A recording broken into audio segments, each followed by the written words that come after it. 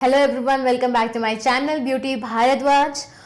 तो इस वीडियो में मैं आज बताने वाली हूँ समरी ऑफ द स्टोरी अतिथि, जिसे लिखा गया है रविन्द्रनाथ टैगोर के द्वारा। और समरी शुरू करने से पहले बस मैं बता देना चाहती हूँ कि please subscribe to my channel for regular updates.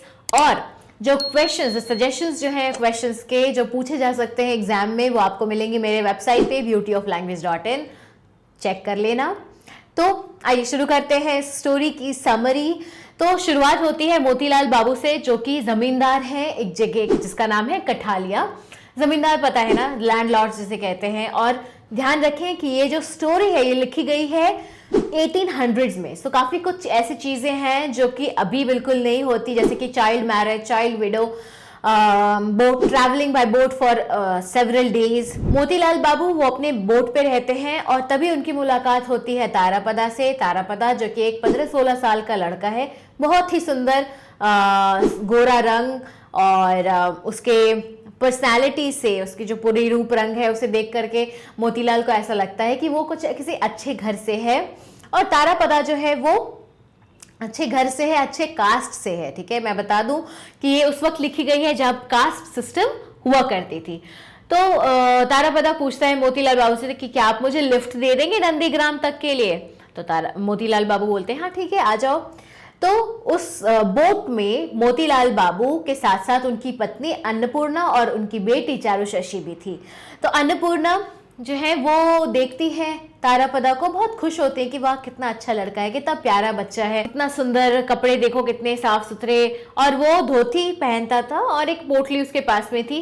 तो ये सब चीजें देखकर अन्नपूर्णा बहुत इम्प्रेस हुई और वो चाह रही थी तारापदा से उसके बारे में जानना। ठीक है, वो कुछ क्वेश्चंस करती हैं कि क्या तुम्हारी मम्मा तुमसे प्यार नहीं करती। तारापदा को लगता है कि ये कैसा सवाल है, कौन सी माँ अपने बच्चे से प्यार नहीं करेगी।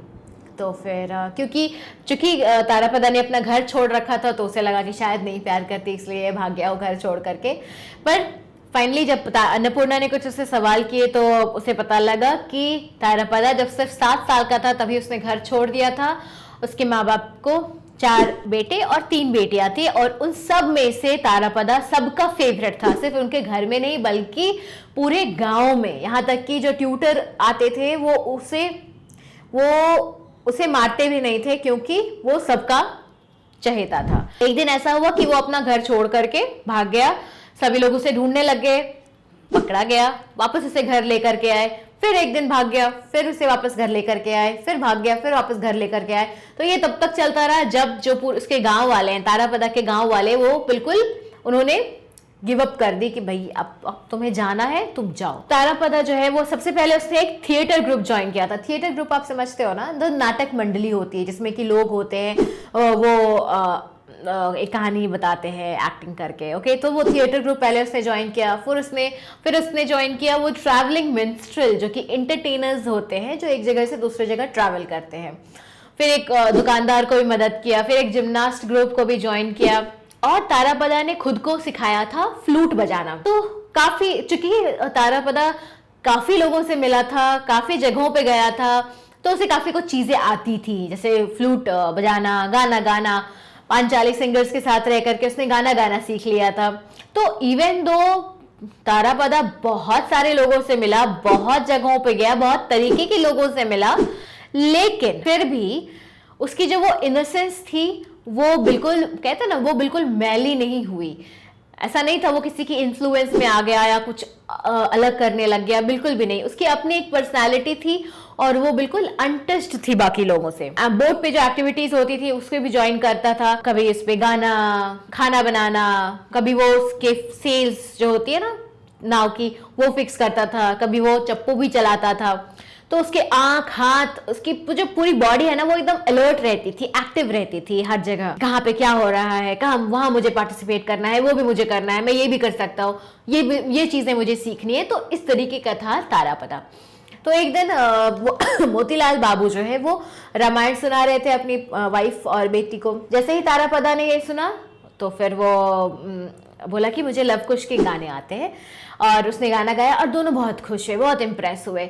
लेकिन एक लड़की जो थी वो बिल्कुल इम्प्रेस नहीं हुई, वो थी चारुशशी। तो चारुशशी जो है वो मोतीलाल बाबू और अन्नपूर्णा की इकलौती बेटी थी, और इकलौते बच्चे थोड़े से होते हैं जिनको बहुत ज़्यादा प्यार मिलता है और वो किसी के साथ अपनी जो ना होते हैं ना, वो प्यार किसी के साथ शेयर नहीं करते, अपने पेरेंट्स किसी के साथ शेयर नहीं करते। उन्हें पसंद नहीं आता कि उसके पेरेंट्स किसी और बच्चे को ज़्यादा मान रहे हैं या प्यार दे रहे हैं। तो उस बताया गया है ना स्टोरी में, जैसे कि उसे अगर कुछ एक पर्टिकुलर हेयर स्टाइल पसंद नहीं आती थी तो दोबारा उसके हेयर स्टाइल मम्मा को बनाने के लिए बोलती थी। कुछ कपड़े पसंद नहीं आते थे तो दोबारा उसके कपड़े फिर लाए जाते थे। तो ऐसी थी चारू शशि, बहुत जिद्दी, बहुत ज्यादा जिद्दी।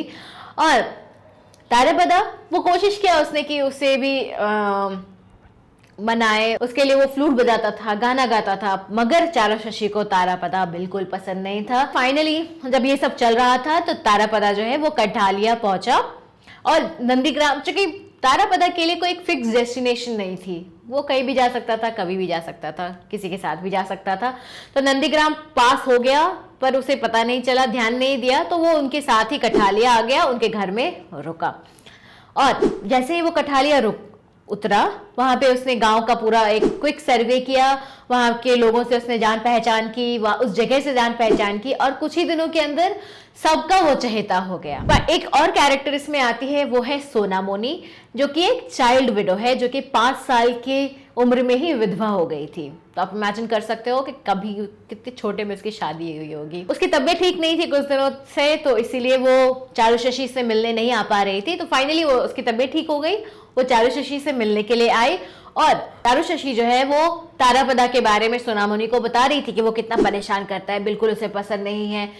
और जब सोना मोनी ने ये सुना तो बोला कि हाँ, हम तो जानते हैं उसे, तारापदा को मैं दादा बोलती हूँ और वो मेरी मम्मी को मासी बोलते हैं। जैसे ही चारू शशि ने ये बात सुनी, वो अपना काबू खो बैठी। उसने गुस्से में जाकर के तारापदा के कमरे में उसकी जो बांसुरी थी वो उसे तोड़ डाला, उसके ऊपर कूद कूद के। क्योंकि ये सुनकर के, सोना मोनी की बातों को सुनकर के चारू शशि को ऐसा लगा कि तारापदा सिर्फ उन लोगों का है, सिर्फ उसका है, उसका किसी पे वो अधिकार नहीं है।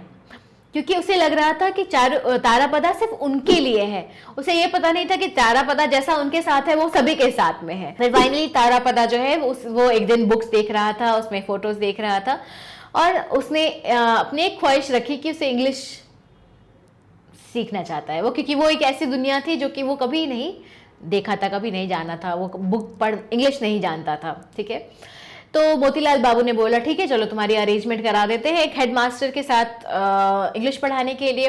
तो तारापदा जो है उसने इंग्लिश पढ़ाई शुरू की। चारू शशि को जब ये पता चला तो उसने बोला कि मैं भी इंग्लिश पढ़ूंगी। उसने पूरा रोना धोना मचा दिया कि मैं तो पढ़ के ही रहूंगी। तारापदा और चारू शशि दोनों साथ में इंग्लिश पढ़ने लगे और चारू शशि को कुछ समझ आ रहा नहीं था, वो बस एक ही काम करती थी, वो था तारापदा को परेशान करना। कभी उसके पेपर फाड़ देती थी, कभी इंक गिरा देती थी। जब ये सब हो रहा था तो तारापदा वो इतना ज्यादा पढ़ाई में बिल्कुल ऐसा रम गया था कि वो ज्यादा अब गांव में नहीं जा पाता था लोगों से मिलने के लिए। तो एक दिन सोना मोनी उसके घर आई बहुत चुपके चुपके और उसने तारापदा से बोला कि आप क्यों नहीं आते हो हमारे घर, मेरी मम्मा तुमसे मिलना चाहती है, उसे कमर में दर्द है इसलिए वो नहीं आ पा रही है, तुम आओ ना किसी दिन मेरी माँ से मिलने के लिए। तो तारापदा ने बोला कि ठीक है मैं आता हूँ। और जैसे ही चारू शशि ने देखा कि सोना मोनी आकर के ऐसा कुछ बोल रही है तारापदा को, उसने उसे धमकी दी कि मैं पापा से शिकायत लगाऊंगी तुम्हारी कि तुम परेशान कर रहे हो मेरे तारापदा को। तो 2 साल ऐसे बीत गए और इतना लंबा वक्त तारापदा ने कभी भी कहीं भी किसी के भी घर में नहीं बिताया था। घर क्या, वो कहीं नहीं बिताया था उसने 2 साल, इतना लंबा वक्त। तो मे बी वो उसे वहां का कंफर्ट जो है, वो जो आराम है, वो जो प्यार है, वो उसे अच्छा लग गया हो। मे बी पढ़ाई के कारण वो उतने दिनों तक रह गया। और साथ ही साथ एक नई चीज हुई तारापदा के साथ में, वो है कि वो चारू शशि के प्रति कुछ थोड़े उसके फीलिंग्स डेवलप होने लग गए। तो जब चारू शशि छोटी थी तभी तारापदा को वो परेशान करती थी और तारापदा इन रिटर्न वो बस मजाक में ये सब उड़ा देता था या नहीं तो फिर उसे कभी कभी ऐसे पीट देता था। और जब चारू शशि 11 साल की हुई तो उसके पापा जो है मोतीलाल बाबू, वो चारू शशि के लिए लड़का ढूंढना उन्होंने शुरू किया। और जब वो लड़का ढूंढ ही रहे थे तो अन्नपूर्णा ने बोला कि आप जो इधर उधर ढूंढ रहे हो, हमारे घर में भी तो एक लड़का है, आप उससे क्यों नहीं बात करते, तारा पदा से क्यों नहीं बात करते। तो मोतीलाल बाबू को लगा कि पता नहीं ये इसके बैकग्राउंड क्या है, इसकी फैमिली कैसी है, ये कहाँ से आता है, कुछ डिटेल्स तो उसे पता नहीं था मोतीलाल बाबू को। तो उन्होंने उस चीज को फॉर टाइम बीइंग टाल दिया। तो एक दिन क्या हुआ कि एक फैमिली आई चारू शशि को देखने के लिए। चारू शशि को तैयार किया गया, सब कुछ किया गया, लेकिन चारू शशि ने एन मौके पे उसने बिल्कुल मना कर दिया कि मैं तो जा ही नहीं रही, मैं तो देखने जा ही नहीं रही।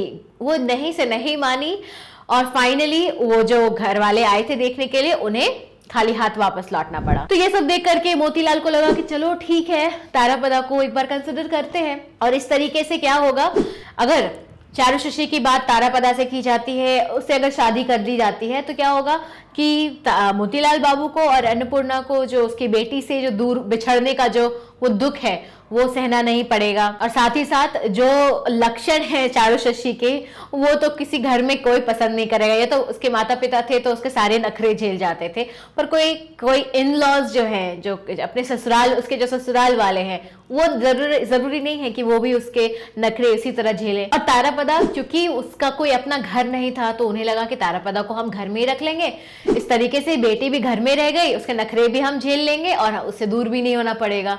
तो it was a win win situation for everyone. तो तारा पदा की फैमिली को ये मैरिज प्रपोजल भेजी जाती है मोतीलाल बाबू के द्वारा। और मोतीलाल बाबू की जो तारा पदा की फैमिली जो है वो ये देखते हैं तो वो बिल्कुल हाँ बोले हाँ ठीक है भाई, इससे अच्छी फैमिली और क्या ही मिलेगी, इतने अच्छे जमींदार है, अच्छा घर है, तारा पदा को एक सेटल्ड लाइफ मिलेगी, अच्छी लड़की मिलेगी।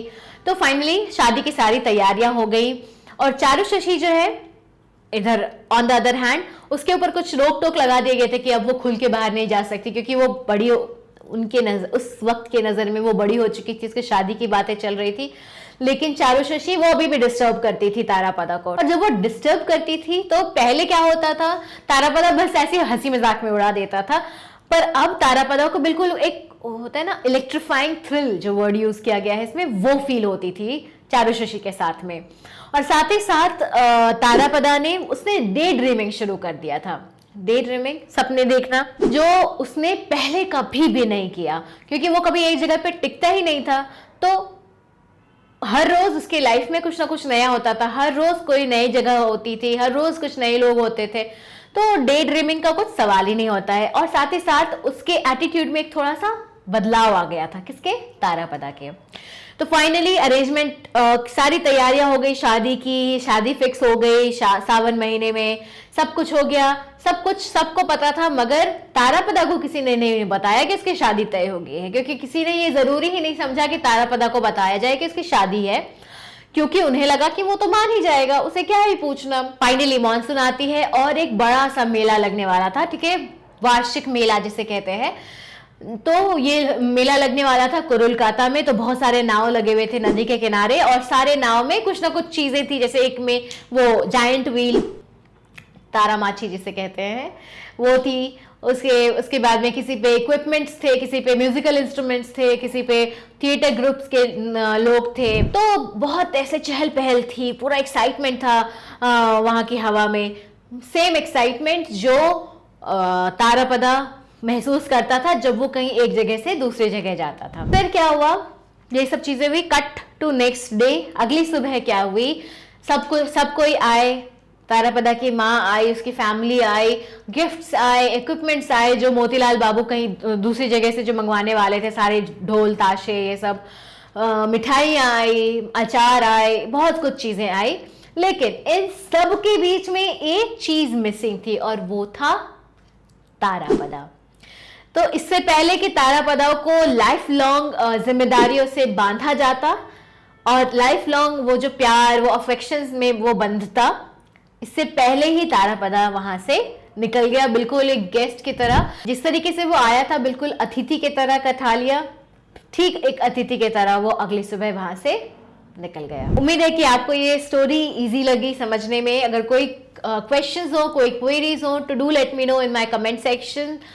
I'll see you in my next video with the summary of another story of prose ISC syllabus. Till then, bye bye. Take care.